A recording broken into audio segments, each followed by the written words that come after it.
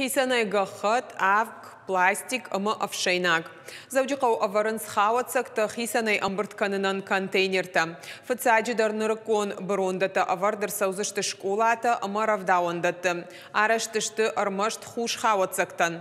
Алкасыдар сафаншанко той савар хавацакта зиша паран усаман зинаттай. Шируаджи хавацактай узандыка хатыш пайдаканын уйма факатар узашты братты егау башты хайттадар.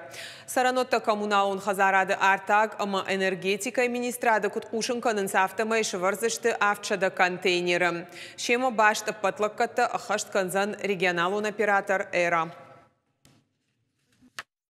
Мы начали с бюджетных учреждений, с школ, с детских садов. Это обусловлено тем, что, как правило, в школах, в детских садах территория закрыта. И у нас необходимо пока первый период провести мониторинг скорости накопления. В дальнейшем, я думаю, мы увидим появление этих контейнеров не только в школах, в детских садах, в больницах, но и на улицах нашего города и нашей республики.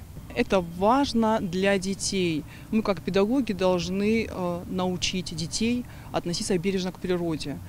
И каждый ребенок, уже подрастая, он понимает о необходимости правильного сбора мусора.